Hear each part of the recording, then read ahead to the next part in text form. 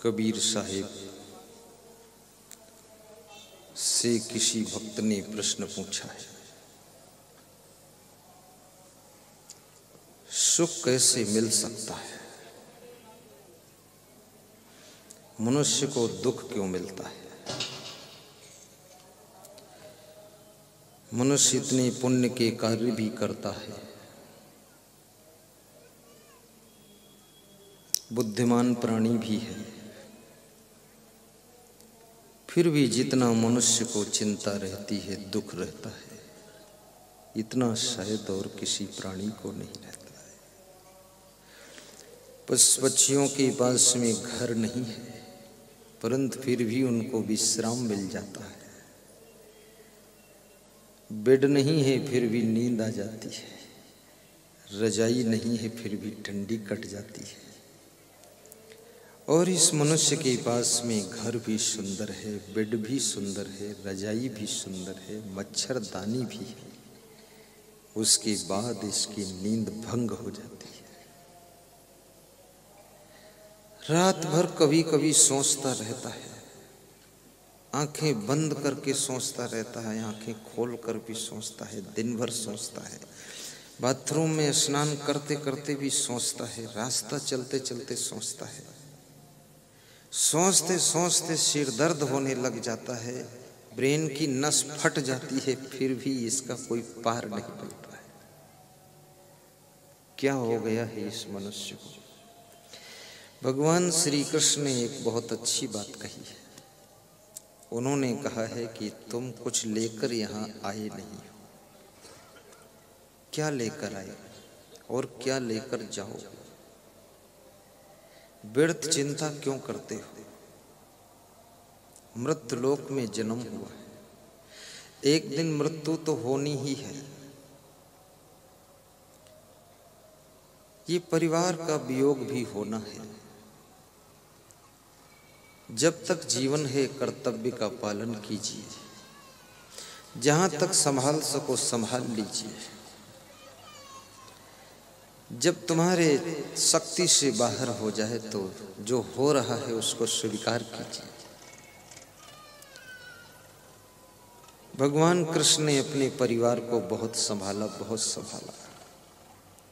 एक दिन उनको समाचार मिला कि 56 करोड़ यादव आपस में लड़कर मर गए। भगवान कृष्ण ने ठंडा पानी पिया, हल्का मुस्कुराए और सोचने लगे, जिनको भगवान भी नहीं पूरा संभाल पाया तो इंसान क्या संभालेगा? ये तो कुदरत की व्यवस्था है, सब सेटिंग इसी प्रकार से चलती रहती है। टेंशन मुक्त प्रबंधन करना सीखो।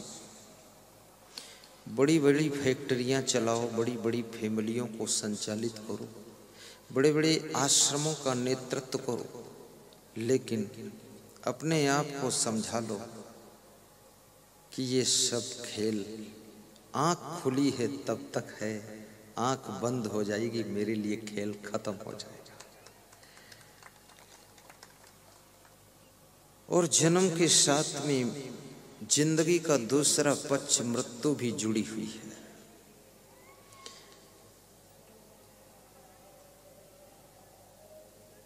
कब कहां जीवन की शाम हो जाए किसी को पता नहीं।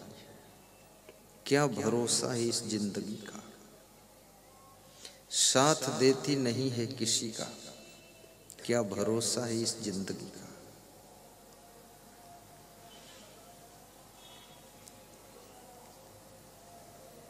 सदगुरु मिले बहुत सुख लहिए, सदगुरु शब्द सुधारे।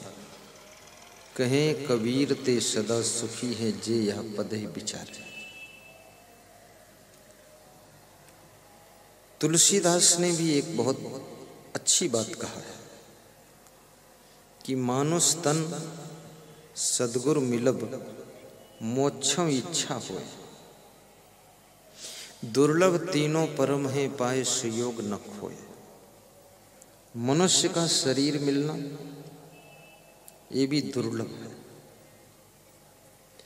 पुनर्वित्तम पुनर्मित्रम पुनर्भार्या पुनर्मही एतत् सर्वम पुनर्लभ्यम न शरीरम पुनः पुनः। धन खो जाए तो फिर मिल जाएगा, मित्र रूठ जाए तो फिर खुश हो जाएंगे, मिल जाएंगे, पत्नी नाराज हो जाए तो फिर राजी हो जाएगी, एक पत्नी मर जाए तो दूसरी भी मिल जाएगी, जमीन कोई बेईमानी कर ले तो और खरीद लोगे और मिल जाएगी, लेकिन मनुष्य शरीर बारंबार नहीं मिलता है। ऐसा नीतिकार कहता है कि मनुष्य शरीर को कहीं तुम थोड़े से धन के लिए न खो देना, छोटे से परिवार के मोह में इसको न खो देना, और कहीं काम क्रोध लोभ मोह मनोविकारों के पीछे इस मनुष्य जीवन को गंवा न देना। इस जीवन के महत्व को समझो। आहार निद्रा भय मैथुनानि सामानि चैमानि नृणाम पशूनाम ज्ञानम नराणाम अधिको विशेषो ज्ञानेन हीना पशुभिः समाना। नीतिकार चाणक्य कहते हैं कि आहार लेना अर्थात भोजन करना, निद्रा लेना, भयभीत होना, बच्चों को जन्म देना, इतना काम पशु पक्षी भी करते हैं और मनुष्य भी करता है। हर मनुष्य भयभीत है, कहीं मेरा बच्चा न मर जाए, कहीं मेरी गाड़ी चोरी न हो जाए। हुआ कुछ नहीं, पर उसके अंदर संदेह है, हो भी सकता है, हो भी जाता है, बहुतों के साथ हुआ भी है। तुम्हारे साथ नहीं हुआ अच्छा है, पर पहले से डरे हुए हो कि कहीं ऐसा ना हो जाए, डर लगता है। तो नीतिकार कहता है ये डर भी स्वाभाविक है, पशुओं को भी डर है, पंछियों को भी डर है और मनुष्यों को भी डर है, और सबसे बड़ा डर तो प्राणियों से ही है। मनुष्य को मनुष्य जितना डर दिखाता है इतना कोई और डर नहीं दिखाता है। अभी मैं किसी गांव में था, शेमला गांव, डिस्ट्रिक्ट झालावाड़, राजस्थान। तो वहाँ एक सज्जन के यहाँ पधरौनी गया, तो पधरौनी से जब विदा हुआ तो उन्होंने कहा इस मेरे छोटे भाई को समझा दो आप। तो हमने कहा क्या है? बोले ये अपनी पत्नी को रोज डरवाता है कि ज्यादा कुछ कहोगी तो साधु बन जाऊंगा। तो उसकी पत्नी ने कहा हाँ इसको थोड़ा समझा दो मेरे पति को, 20 साल हो गए हमको धमकी देता है साधु बन जाऊंगा, और जब बोलता साधु बन जाऊंगा तो मैं डर जाती हूँ, मैं चुप हो जाती हूँ, ये गांजा पीता रहता और कुछ नहीं बोलती हूँ, गांजा पीता रहे तो कभी नहीं बोलता साधु बनूंगा। तो मैंने कहा ये धमकी देने वाले लोग साधु नहीं बन सकते। जो गांजा नहीं छोड़ सकते हैं वो इतना बड़ा मनोविकार विषयों का काम वासना को कैसे छोड़ सकते? गांजा भांग अफीम चरस बीड़ी सिगरेट पीने वाले इन व्यसनों को जो ना छोड़ सके मन बस में करना क्या जाने, वो मन कैसे बस में करेंगे? छोटा सा गांजा नहीं छूट रहा है और धमकी देता है कि सब पत्नी परिवार छोड़ दूंगा। मैंने कहा इसकी झूठी धमकी है, इसको तुम डांट डपट के सुधारो सब लोग। तो मैंने उससे पूछा सच में साधु बनना चाहता तो मैं आया हूँ, चल मेरे साथ। अरे बोले मैं तो जिंदगी में साधु नहीं बनूंगा। अब साधु क्या बनेगा? साधु बनना बहुत सुखद है, साधु में सुख है, और इसी सुख शांति के लिए मैं भी साधु बना हूँ। मैं 9th में पढ़ता था तभी सोचा था सुख कहाँ है, तो मुझे लगा साधु में सुख है, इसलिए मैं साधु बना था।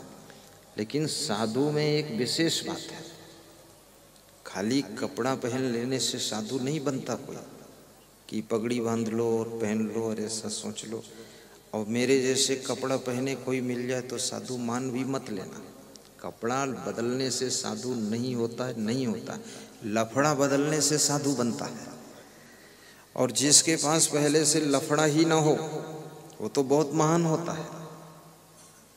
साधु का मतलब है कि संसार में किसी भी नशा व्यसन में भी आकर्षित ना हो, संसार में कोई उसका लोभ लालच ना हो, संसार में किसी का रूप सौंदर्य भी उसको आकर्षित करके फिसला ना सके, वो साधु है। ऐसा थोड़े अपना घर छोड़ दिया और फिर दूसरे दूसरे गांव में जाकर के गलतियां करते घूम रहे। ये कौन साधुआई मॉडल, किसकी मॉडल है? ये किस मॉडल की साधुआई है तुम्हारी? तुम रहने दो साधुआई करने को, पेंट पहन के घर में जाओ और वहां ढूंढ करके लाओ अनीता देवी को, उनके साथ रहो। यहाँ साधु वधु ऐसे खेल तमाशा नहीं है। साधु को मार्केट में भी फालतू घूमना नहीं चाहिए। साधु को टीवी में नाच डांस और फिल्म कभी देखना नहीं चाहिए। साधु को मोबाइल में भी कोई गलत गाना वाना सुनना नहीं चाहिए। साधु महात्मा को जिस तरफ कुसंगत ज़्यादा वहाँ जाना नहीं चाहिए। बहुत लोग हमको शादी में बुलाते हैं कि गुरुदेव शादी में जरूर आना, तो मैं हंसता हूँ और पूछता हूँ क्या ठीक रहेगा? तो वो भी हंसते क्योंकि शादी और साधु दोनों में विरोधाभास है, दोनों में सेटिंग ही नहीं बैठती। और शादी में साधु को मोबाइल से आशीर्वाद ले लेना चाहिए। वो आना चाहे तो भी कह दो 2-4 दिन बाद आना, निपट जाने तो हुड़दंग ये सब। वहाँ ढोल बज रही है, कोई डांस कर रहा है और सभी लड़कियां भी सज धज कर आई हैं। मैंने पूछा एक सज्जन से, एक लड़की की शादी है, बाकी ये सभी लड़कियां सज धज कर आई हैं और बहुत सारे लड़के भी सज धज कर आए, मतलब अर्थ क्या है? तो बोले ये सब उम्मीदवार हैं शादी के। बोले उम्मीदवार हैं, ये भी चुनाव लड़ेंगे, जीतेंगे, इसलिए अब वहां साधु बाबा त्याग वैराग्य वाला बैठा है, सेटिंग नहीं जमती है। तो मैं तो यही आज्ञा देता हूं मैं मेरे लिए कि मेरे को कभी शादी वादी में बुलाओ मत, बस ऐसे ठीक शादी हो जाए, पति पत्नी सेट हो जाए, फिर बुलाइए तो पति पत्नी को गृहस्थ धर्म की शिक्षा दूं कि सास के साथ कैसा व्यवहार करना, ससुर के साथ कैसा करना, पति पत्नी कैसे रहना, यही तो संत का धर्म ज्ञान देना। 10 मिनट ज्ञान दे दूंगा बस, ठीक। अब वहाँ कोई ज्ञान सुनने वाला नहीं, शादी में फालतू साधु वहाँ घुसा पड़ा है और इतना बड़ा वहाँ हुड़दंग चल रहा है, ऐसे ऐसे डांस हो रहे हैं, नखरे हो रहे हैं, झुम झुमका गिरा ले टिमरनी की बाजार में, कौन ढूंढे रे। तो ये सब नाटक में साधु को उससे उसके अंदर साधना में कमजोरी आती है, इसलिए ऐसे दृश्यों को भी साधु को देखना नहीं चाहिए। और साधु महात्मा को जिस घर में बहुत ज़्यादा लड़कियां हैं उस घर में सोना भी नहीं चाहिए। लड़कियां हैं, नौजवान बहुएं हैं, दूर रहो। इसलिए हम हमेशा ऐसे घर में निवास करते हैं जहाँ कोई न रहता, बस छुट्टी। जैन धर्मशाला में हूँ, कोई नहीं, केवल हम लोग हैं। 2-4 कभी भगत आ जाता है, वो रात ठोरा तो वहीं रुकवा देते हैं पुरुष को, क्योंकि गलती हो ना हो लेकिन कुसंगत से दूर रहना चाहिए साधु को। और तुलसीदास कहते हैं नारी पुरुष दो हों त्यागी तदप रचिए जिम तृण आगी। स्त्री पुरुष दोनों त्यागी हों फिर भी उनको अलग अलग ही रहना चाहिए, क्योंकि घास, सूखी घास और अग्नि पास पास रख दोगे तो सुलग सुलग कर जल जाएगी। ऐसे ही इतना महान पुरुषों ने मना किया, समझाया। और हमारे धर्म में तो यहाँ तक समझाया गया कि नारी निरख न देखिए, आंख गड़ा करके, आंख लड़ा करके किसी स्त्री के मुखमंडल को देखना नहीं चाहिए साधु। नारी निरख न देखिए, निरख न कीजिए गौर, फिर गौर से मत देखो। और निरखत ही ते विष चढ़े मन आवे कुछ और, कितनी बड़ी बात बताती। अब साधु महात्मा को स्वयं ध्यान देना है और साधु महात्मा को नियम के अनुसार ही रखना चाहिए। इसलिए हमारे साथ कोई फोटो खींचना चाहते हैं, इच्छा हो जाती है लोगों की सेल्फी ले, क्या बोलते हैं सेल्फी, तो मैं कहता हूँ, समझा देता हूँ कि बेटी सेल्फी न लेना, क्योंकि तुम व्हाट्सएप पर अगर डाल दोगे, फेसबुक पर, तो दुनिया में करोड़ों लोग हमको देखेंगे तो हमारी बदनामी हो जाएगी। लोग कहेंगे अरे असंग साहिब भी लड़कियों के साथ सेल्फी खिंचवाते, अरे ये भी भ्रष्ट है गिरना तो तुम्हारे गुरु के ऊपर दाग लग जाएगा। इसलिए सेल्फी मत लो, अपने माता पिता के साथ बैठकर फोटो ले लो, लेकिन अकेले न लेना, क्योंकि संसार में नाम कमाना कठिन है और उससे कठिन है नाम को बचाना, और नाम को डुबाना तो बहुत आसान है। तुम्हारी 7 पीढ़ियों ने नाम कमाया है, लेकिन एक पीढ़ी में कोई कंडोर पैदा हो जाए वो नाम डुबा देगा। लक्ष्मण कितने महान थे। जब भगवान श्री राम सीता के वियोग में विह्वल होने लगे तो सुग्रीव ने कहा कि भगवान विह्वल मत हो, मुझे आकाश से गिरे हुए कुछ कुंडल मिले हैं, तो ये कुंडल देखो क्या सीता जी के हैं। तो राम ने कुंडल लिया तो राम पहचान नहीं पाए, दुखी ज्यादा थे सीता जी के वियोग में। तो लक्ष्मण को बुलाया, कहा लक्ष्मण तुम पहचानो इन कुंडलों को जरा, ये कुंडल क्या सीता जी के हैं। तो लक्ष्मण ने जवाब दिया तो भगवान राम का गला भर गया कि धन्य है लक्ष्मण, और सुग्रीव भी सोच में डूब गया कि लक्ष्मण कितना ऊंचाई पर बैठा है। लक्ष्मण ने क्या कहा राम से, मैंने तो चरण निहारे हैं, माता के देखे कान नहीं, माता के देखे कान नहीं, मैं तो चरणों का सेवक हूँ, मुझे कुंडल की पहचान नहीं, मैं तो चरणों का सेवक हूँ, मुझे कुंडल की पहचान नहीं। अब ये चौपाई लक्ष्मण की परिभाषा को इंगित कर रही कि लक्ष्मण क्या थे। ये लक्ष्मण की मूर्ति ऐसे ही थोड़े राम भगवान के साथ मंदिर में सब जगह लगी रहती है, ऐसे खामखा आदमी वहां नहीं बैठ सकता। भरत शत्रुघ्न को बहुत कम मंदिरों में स्थान मिलता है, लक्ष्मण को मिला। बहुत साधु जैसी वृत्ति थी, साधु लक्ष्मण। उन्होंने कहा मैंने तो केवल माता जी के चरण निहारे हैं, ये नहीं कहा चरण देखा हूं, चरणों का ठीक से दर्शन किया, चरणों का सेवक हूं। मैंने तो उनका मुखमंडल देखा ही नहीं, तो कुंडल की हमें पहचान ही नहीं है। हम कान वान उनके देखे नहीं, कान भी नहीं देखा, तो मुझे नहीं पता ये किसके कुंडल।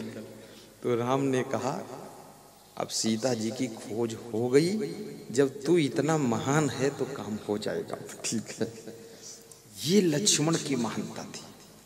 इतनी पवित्रता गृहस्थ आश्रम में रहने वालों में त्रेता युग में होती थी। भगवान राम के छोटे भाई लक्ष्मण इतना निर्मल मन के थे, रिकॉर्ड तोड़ दिया। मैंने तो इस चौपाई को इसी साल पढ़ा राधे श्याम रामायण में, तो मैंने कहा हद हो गई। सीता जी लक्ष्मण की भाभी लगती थी, भाभी में वो माँ का रूप देखते थे, इतने महान थे लक्ष्मण। और लक्ष्मण बहुत कलाकार भी थे, बहुत गुणवान थे, परिश्रमी थे, हर कार्य करने की कला थी उनमें। नाव भी खेल लेते थे, झोपड़ी भी बनाना आता था, कुटिया बनाना आता था, लकड़ी काट लेते थे, पेड़ों पे चढ़ जाते थे, जंगल से सब लकड़ी ले आते थे, भोजन भी बना लेते थे। जिस आदमी में सभी कार्य करने के गुण होते हैं, वो उसके मन में जो लक्ष्य का उसने चुनाव किया है, वो लक्ष्य उसका बहुत जल्दी पूरा होता है। लक्ष्य मन का अर्थ यही है, तुम्हारे मन में जो लक्ष्य है उसको पूर्ण करने की शक्ति आपके समस्त गुणों के द्वारा ही पैदा होती है। कितने लोग इतना अभिमानी है कि झाड़ू लगाना नहीं चाहते हैं, लेकिन साफ जगह में बैठना चाहते हैं और थूकना साफ जगह में चाहते हैं, पर सफाई करना नहीं चाहते। खाना चाहते हैं 10 रोटी और बनाना नहीं चाहते एक भी रोटी। बहुत मुश्किल का विषय है। अभी मैं बिहार के सांसद बोलो मंडल के यहाँ 10 दिन रुका, दिल्ली में उनके निवास पर। राजनीति के क्षेत्र में संत हृदय का व्यक्ति हो, शैलेश कुमार मंडल नाम है, बोलो मंडल उर्फ कहते हैं, सांसद है। उसकी वाइफ जो है विधायिका है, दोनों वर्तमान में। तो मैं दिल्ली में जब रुका तो उनकी वाइफ भी आई। तो उनकी वाइफ विधायिका होकर भी 6 घंटे किचन में काम करती थी। तो हमने कहा ये वास्तव में विधायिका है सांसद जी की, पहले थी अब नहीं है। बोले अभी है वर्तमान में। तो हमने कहा ये तो बहुत काम करती है। बोले इसका क्षेत्र मेरा क्षेत्र एक ही है, तो इसका विधायक का काम मैं ही कर डालता हूँ क्षेत्र में, और ये पूरा किचन उचन संभालती है। इसको आना नहीं था, लेकिन ये सिर्फ संत मंडली आई है इसलिए भोजन व्यवस्था बिगड़े ना, इसलिए डील करने आई है। झाड़ू लगाना, पोछा लगाना, मेहनत करना, और खाने के नाम पर वो लैया मुरमुरा होता ना, वो चावल का, वो शाम को 2 मुट्ठी चबा लेती थी, वो खाती नहीं और सबके लिए बना देती। तो हमने कहा ये खाती भी कम है।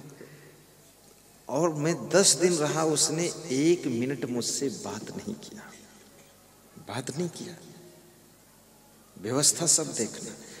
तो हमने पूछा माताजी तुमने बात नहीं किया?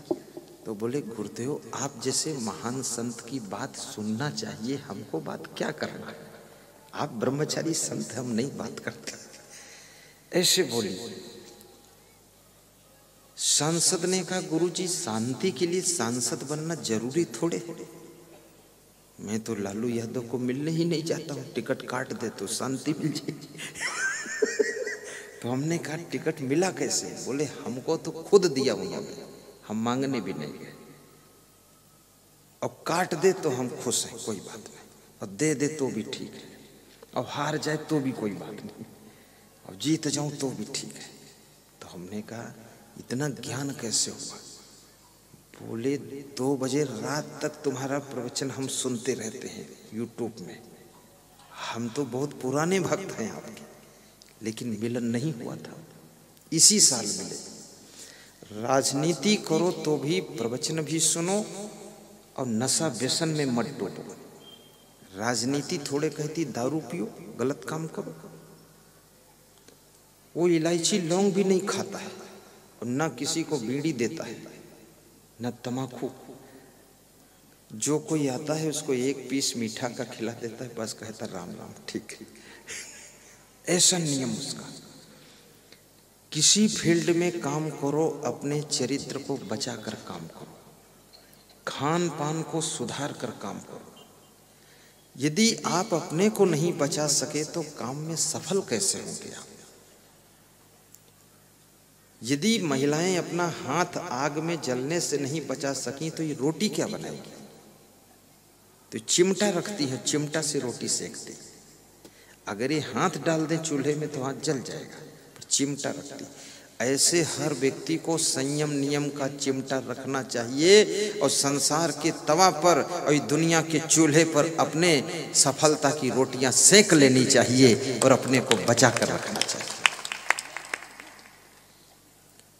डॉक्टर बनो फिर भी बच के रहो, अपने से कहीं गलती ना हो जाए।